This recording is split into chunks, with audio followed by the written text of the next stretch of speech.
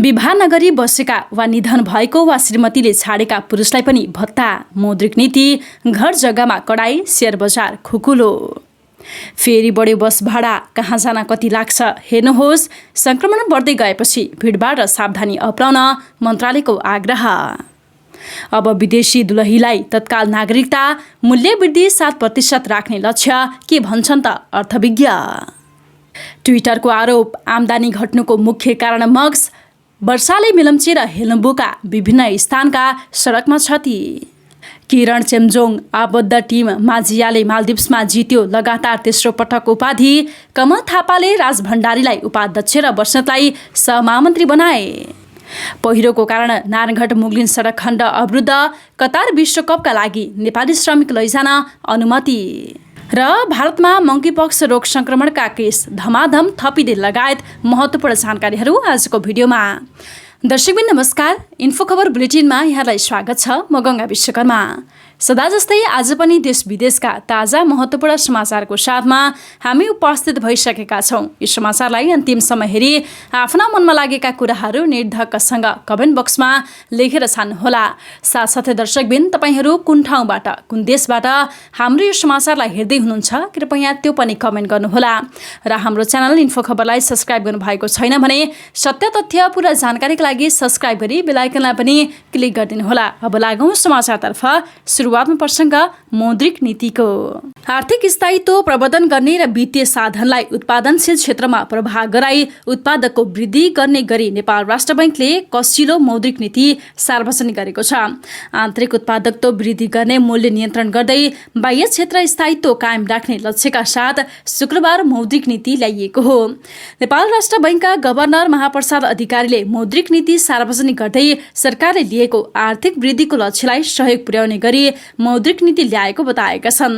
घर जग्गा कारोबारलाई कडाई गर्दै कृषि तथा स्वरोजगार एवं साना व्यवसायीहरूलाई राहत हुने गरी शेयर बजारतर्फ खुकुलो नीतिका साथ मौद्रिक नीति आएको छ।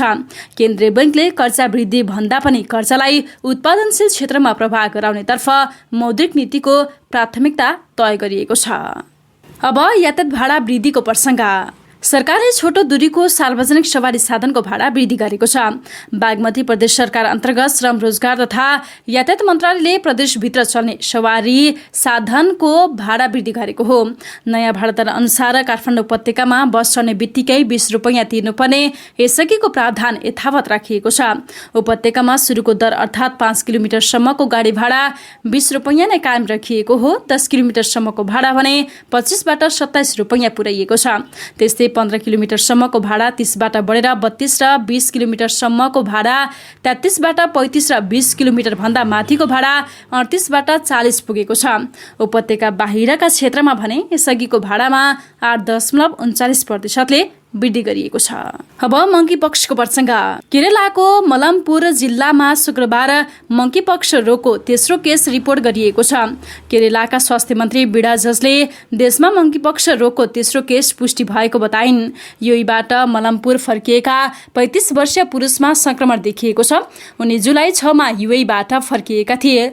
बिडा जजले भनिन् ज्वरोको गुनासो आएपछि उनलाई मन्जेरी मेडिकल कलेज अस्पतालमा जुलाई 13 मा उपचारका लागि भर्ना गरिएको थियो, जहाँ उनको उपचार भइरहेको थियो। जुलाई 15 मा उनमा मंकीपक्सको लक्षण देखिएको थियो। उनका परिवार र सम्पर्कमा आएका व्यक्तिहरूलाई निगरानीमा राखिएको छ। केरलामा जुलाई 19 देखि मंकीपक्सको परीक्षण सुरु भएको छ। समाचार एजेन्सी ANI को रिपोर्ट अनुसार क्रुनर जिल्लामा जुलाई 18 मा मंकीपक्सको दोस्रो केस रिपोर्ट गरिएको थियो। स्वास्थ्य तथा जनसङ्ख्या मन्त्रालयले कोरोना भाइरसको संक्रमण बढ्दै गएपछि भिडभाड नगर्न र सावधानी अपनाउन सबैलाई आग्रह गरेको छ। मन्त्रालयका सहप्रवक्ता डाक्टर समीर कुमार अधिकारीले विज्ञप्ति जारी गर्दै भिडभाड हुने स्थानमा अनिवार्य मास्क र सेनिटाइजरको प्रयोग गर्न आग्रह गर्नु भएको छ। सबै सरकारी गैर सरकारी कार्यालय तथा मानिसको भिडभाड हुने स्थानमा अनिवार्य रूपमा मास्कको प्रयोग गराउनु हुन तथा प्रवेशद्वारमा सेनिटाइजरको व्यवस्था गराउनु हुन आग्रह गरिएको छ। यस्तै विमानस्थल, हवाई लगायत सार्वजनिक यातायातमा मास्क अनिवार्य प्रयोग गर्न गराउनु हुन तथा सेनिटाइजरको व्यवस्था गर्नु गराउन, गोष्ठी, सेमिनार, बैठक जस्ता भिडभाड हुने कार्यक्रममा मास्कको प्रयोगलाई अनिवार्य गर्ने र सेनिटाइजरको व्यवस्था मिलाउन आग्रह गरिएको छ। नागरिकता सम्बन्धी विवादास्पद विधेयक प्रतिनिधि सभाबाट पारित भएको छ। शुक्रबार दिनभरको छलफलपछि प्रतिनिधि सभाले नागरिकता ऐन 2063लाई संशोधन गर्न बनेको विधेयक बहुमतले पारित गरेको हो। प्रतिनिधि सभाको राज्य व्यवस्था समितिले वैवाहिक अङ्गीकृत नागरिकता प्राप्त गर्न विवाहितपछि नेपालमा लगातार 7 वर्ष बसोबास गरेको हुनुपर्ने व्यवस्था गरेको थियो, तर अहिले त्यो प्रावधान हटाएको छ। सो प्रावधान हटाएपछि अब विदेशी दुलहीले नेपालमा तत्काल नागरिकता पाउने अवस्था देखिएको छ। राजनैतिक स्वार्थका कारण प्रतिनिधि सभामा छलफल हुँदै सहमति नजुट्दा संसदमा नै अड्किएको नागरिकता सम्बन्धी विधेयक सरकारले राजनैतिक स्वार्थ पूरा गर्न फिर्ता गरी पुनः संसदमा दर्ता गरेको थियो। प्रमुख प्रतिपक्षी दल नेकपा एमालेका अध्यक्ष एवं पूर्व प्रधानमन्त्री केपी शर्मा ओलीले चुनाव आउँदैछ भनेर सरकारले वृद्ध भत्ताका लागि 70 वर्षबाट 68 वर्ष उमेर हद बनाएको आरोप लगाएका छन्। शुक्रबार पार्टीको नीति तथा अनुसन्धान प्रतिष्ठानले काठमाडौँमा आयोजना गरेको एक कार्यक्रममा बोल्दै अध्यक्ष ओलीले वृद्ध भत्ता पाउन सरकारले 2 वर्ष उमेर घटाएर 68 वर्ष राख्नु चुनाव बाहेक गर्ने कुनै पनि कारण नभएको बताएका छन्। उनले सो सम्बन्धमा त्यसबाहेक अन्य कुनै लजिक छ भने सरकारलाई प्रश्न समेत गरे। उनले कांग्रेस नेतृत्वको विगतका सरकारहरूप्रति संकेत गर्दै मुलुकको उद्योग धन्दा निजी क्षेत्रलाई नै कौडीको मूल्यमा बेचेर सरकार राष्ट्रलाई कंगाल बनाएको पनि दोहोर्याए। अब ट्विटरको आरोप सम्बन्धी प्रसङ्ग। सामाजिक सञ्जाल कम्पनी ट्विटरले अरबपति इलोन मस्कको कारण आफ्नो आम्दानी घटेको र विज्ञापनको बजार कमजोर बनेको आरोप लगाएको छ। शुक्रबार कम्पनीले 44 अर्ब डलरमा मस्कले गरेको खरिद सम्झौताको कारण डिजिटल विज्ञापनमा उल्लेख्य कमी आएको बताएको हो। यसअघि ट्विटरले सन् 2022 को दोस्रो त्रैमासिकको वित्तीय विवरण सार्वजनिक गरेको थियो।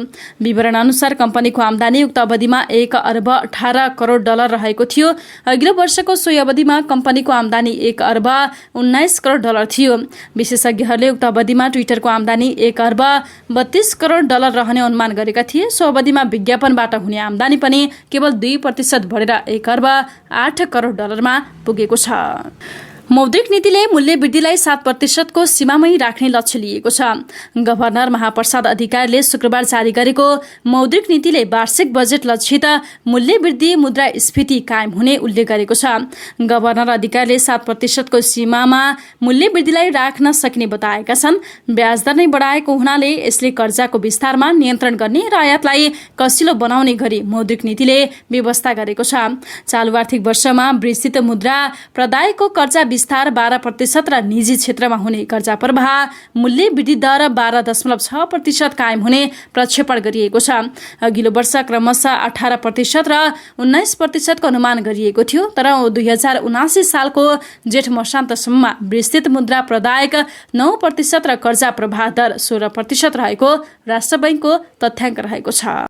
नेपाली राष्ट्रिय टोलीको गोलकिपर किरण कुमार लिम्बू चेम्जोङ सम्मिलित टिम माझिया स्पोर्ट्स एन्ड रिक्रिएसनले धिबेही प्रिमियर लिगको उपाधि जितेको छ। शुक्रबार भएको खेलमा किरण सम्मिलित क्लबले डा ग्रान्ड स्पोर्ट्स क्लबलाई 1-0 ले पराजित गर्दै लगातार तेस्रो पटक लिग जितेको हो। धिबेही प्रिमियर लिग मालदिप्सकै शीर्ष डिभिजन लिग हो। उक्त जितमा माझियाका लागि स्पेनिस खेलाडी टाना डेनी गुइजले 41औं मिनेटमा गरेको गोल नै निर्णायक बन्यो। त्यसपछि दुवै टोलीले अवसर पाए पनि गोल गर्न सकेका थिएनन्। खेलमा निर्विकल्प किपर बनेका किरणको खेल उत्कृष्ट रह्यो। उनी आबद्ध क्लब यो जितसँगै लगातार तेस्रो र समग्रमा चौथो पटक लिग च्याम्पियन बनेको हो। राप्रपा नेपालका अध्यक्ष कमल थापाले पार्टीको उपाध्यक्षमा दिल विकास राज भण्डारी र सहमहामन्त्री पदमा दमन बस्नेतलाई मनोनयन गरेका छन्। आफ्नो विधान बमोजिम पार्टीको उनीहरूलाई उपाध्यक्ष र महामन्त्री बनाइएको राप्रपा नेपालले बताएको छ।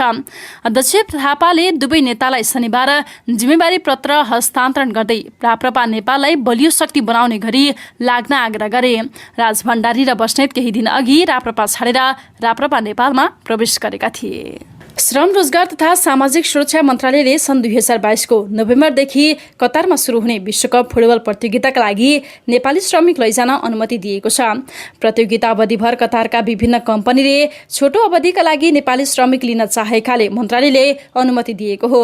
सो अवधिका लागि सरकारले नेपाली श्रमिक पठाउँदा सबै प्रक्रिया पूरा गरेर पठाउने निर्णय समेत गरेको छ।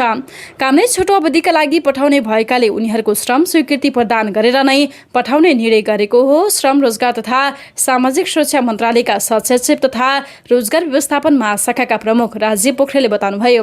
कतारका रोजगारदाताले विश्वकपका लागि नेपाली श्रमिक ल्याउन चाहेको दूतावासलाई बताएको थियो।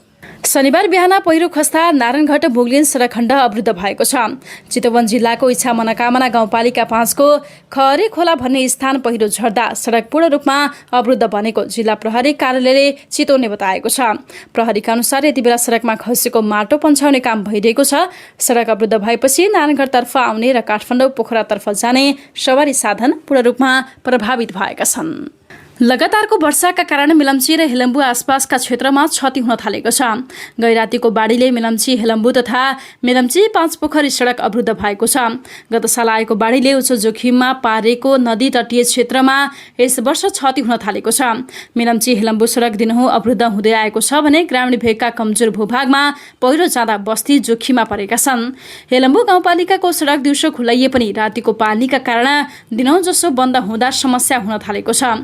त्यस्तै हेलम्बुको मिलम्ची भ्याली क्याम्पस ग्याल्थुम उच्च जोखिममा रहेको छ। अहिले क्याम्पस नजिकैबाट खोला बगिरहेको छ। जुनसुकै बेला क्याम्पसमा क्षति हुन सक्ने स्थानीयले बताएका छन्। र अन्तिममा खेल सम्बन्धी प्रसङ्ग। नेपाल राष्ट्रिय फुटबल टोलीका गोलरक्षक किरण कुमार लिम्बू चिम्जोङले मालदिप्सको शीर्ष डिभिजन लिगको उपाधि दोस्रो पटक जितेका छन्। शुक्रबार भएको दिबेही प्रिमियर लिगको खेलमा किरण सम्मिलित माझिया स्पोर्ट्स एन्ड रिक्रिएसनले डाक्टर ग्रान्ड स्पोर्ट्स क्लबलाई 1-0 को अन्तरले पराजित गर्दै लगातार तेस्रो पटक लिग उपाधि हात पारेको हो। समग्रमा उसको लिग उपाधि चौथो हो। माझियाको खेल जितमा स्पेनिस खेलाडी टाना डेनिङ गुइजले 41औं मिनेटमा निर्णायक गोल गरे। बाँकी समय दुवै टोलीले गोलका अवसर बनाए पनि सदुपयोग गर्न सकेनन्। हवस् त दर्शकबिन, इन्फो खबर बुलेटिन अहिलेका लागि यति नै। यदि हाम्रो च्यानललाई सब्स्क्राइब गर्नुभएको छैन भने सत्य तथ्य पूरा जानकारीका लागि सब्स्क्राइब गरी बेल आइकनलाई पनि क्लिक गरिदिनुहोला। समाचार अन्तिमसम्म हेरिदिनु भएकोमा यहाँलाई धेरै धेरै धन्यवाद। यो समाचारलाई लाइक, कमेन्ट र साथीभाइलाई सेयर गर्न नबिर्सिनुहोला। अहिलेका लागि भने म गङ्गा विश्वकर्मासँगै सम्पूर्ण टिमलाई बिदा दिनुहोस्। नमस्कार।